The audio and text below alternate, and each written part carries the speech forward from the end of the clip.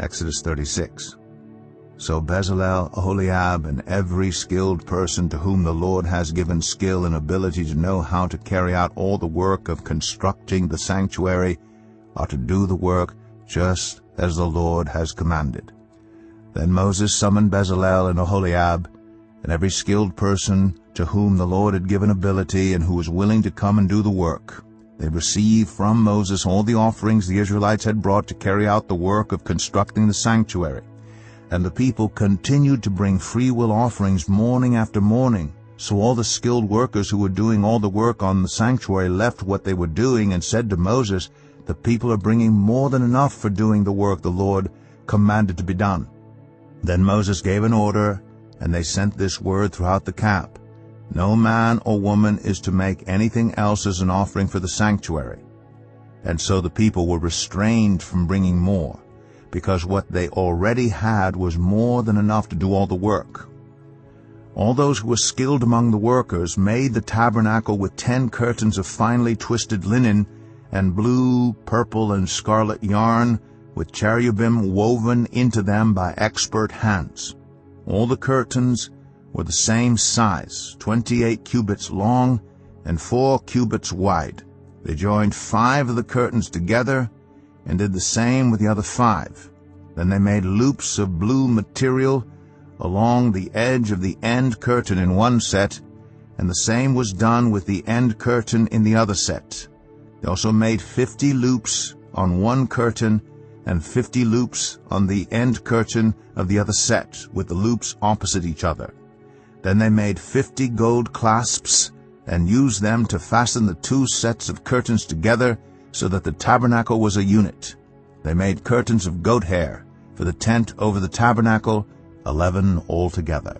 All 11 curtains were the same size, 30 cubits long and 4 cubits wide.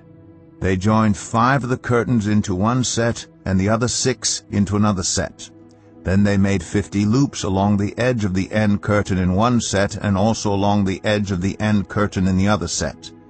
They made 50 bronze clasps to fasten the tent together as a unit.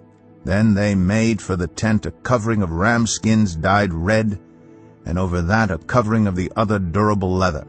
They made upright frames of acacia wood for the tabernacle. Each frame was 10 cubits long and 1.5 cubits wide, with 2 projections set parallel to each other. They made all the frames of the tabernacle in this way. They made 20 frames for the south side of the tabernacle and made 40 silver bases to go under them, 2 bases for each frame, 1 under each projection.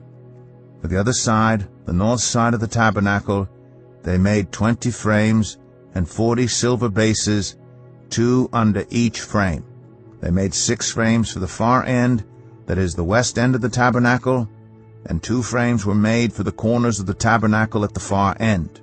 At these 2 corners the frames were double from the bottom all the way to the top and fitted into a single ring. Both were made alike.